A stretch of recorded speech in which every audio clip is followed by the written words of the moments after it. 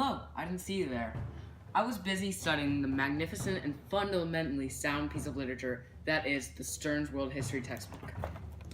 After exploring in depth the entire course of documented and non-documented history itself, I felt the weight of a sudden realization upon my shoulders. Every single event ever has brought us and the rest of our fellow civilians to this exact point in time. In fact, the entire time I've spoken to you, in fact, is history. But it is not due to an event's quality of simply existing in the past that makes it history. Yep. The significance of the birth of the Prophet Muhammad is colossal in comparison to the time that President George Bush took a nap. Yep. In this production, my comrade and I will discuss the critical turning points in history and their significance at the time of occurrence and resonating influence in our present-day society. So, what are these tipping points, you may ask? Well, first, we must travel back to the Neolithic Age. During this time, agriculture was introduced and spread vastly, soon allowing for many changes, including remarkable job specialization and a more steady lifestyle. Our excavation and deep analysis of historic tipping points continues with the American Revolution. This important rebellion sparked a series of revolutions as imperialistic countries began to rebel against their mother countries. Not only did it lead to a rapid series of revolts, but it also gave America its independence, paving the way for their bold path to status of world power. Our presentation will come to a close with our final stop at the infamous assassination of Archduke Franz Ferdinand. At the height of European economic world power, such an event proved the vulnerability of even the most powerful nations and would drag the rest of the world into the bloodiest armed conflict ever seen. A wise man once said, "You cannot harvest your potatoes unless they are grown." That man was me. The agricultural revolution marked a period of transition from a hunter-gatherer to an agricultural diet, characterized by cultivated foods as well as advancements in agricultural productivity.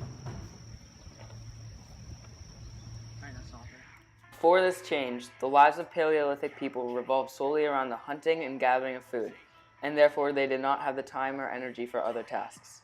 This event allowed for the success and growth of civilizations because people could now direct their energy elsewhere and work towards further knowledgeable achievement. There were many small occurrences that led up to this significant turning point. The development of stone tools for more productive work allowed for the initial farming of crops. The inefficiency behind the hunter-forager system forced people to look to other, less labor-intensive methods of sustaining food supply. Eventually, the necessity to settle into permanent areas arose in order to maintain and cultivate their agricultural plots, which inspired the establishment of the first permanent agricultural settlements. As a result, the Neolithic Revolution ended the unbreakable cycle of expelling all energy, hunting and gathering, just enough food to be able to continue working for just enough food again. Cultivation of permanent settlements allowed for a surplus of food, as well as a more efficient way of getting the food, which allowed for political and technological advancement. The Neolithic Revolution laid the foundation for the success of the first river valley civilizations by creating efficient methods of food production, which led to a variety of different labor occupations. Its impact today can be seen with the incorporation of technology into maintaining our food supply and the increase of job specialization in the field of agriculture. The next and possibly greatest crucial juncture of world history can be seen when the American colonists succeeded in a revolution against their mother country, Great Britain. This remarkable event most directly gifted America its independence along with the creation of the Declaration of Independence. This historic occurrence, however, did much more. As a spark ignites a flame, the American Revolution inspired a multitude of rebellions, including the French, Haitian, and other Latin American revolutions. As all these successful revolutions occurred, imperialistic powers began to lose their power, for their colonies were breaking free. And finally, the Western Hemisphere became more independent rather than being controlled by the East. But why, you ask? Why did the American colonists rebel, risking everything? The most important circumstance leading to the desire to rebel within American patriots was unfair rule by Great Britain and their lack of representation. Patrick Henry, my dear friend, once said, "No taxation without representation." This refers to unfair taxes placed upon the colonists by Great Britain, who was quite in debt. Such said taxes include the revenue, stamp, and tea taxes, which were greatly unpopular among the colonists. Not only were people fed up with Great Britain, but there were also people like Thomas Paine who pushed for revolution. With the unpopular rule by Great Britain, combined with people like Paine, the colonists led to rebel. With the astounding success of the American Revolution, many previous issues were rectified.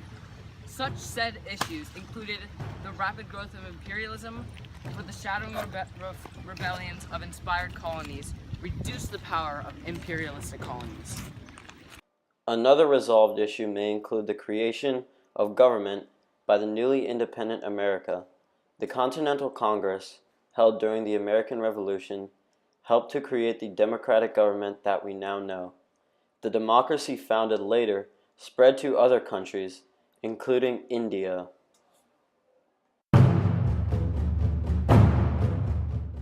A Sumerian man once said, "Armed conflict does not involve limbs." Our concluding critical point can be seen in one specific event: the assassination of Archduke Franz Ferdinand. This one murder was so important because it drastically changed world history, for it led to the First World War directly and the Second World War indirectly.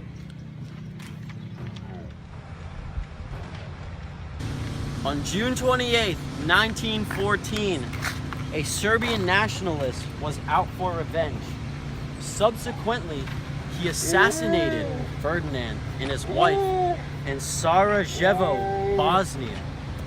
This was in protest to the Austro-Hungarian control over this region, for Serbia wished to take over Bosnia and Herzegovina.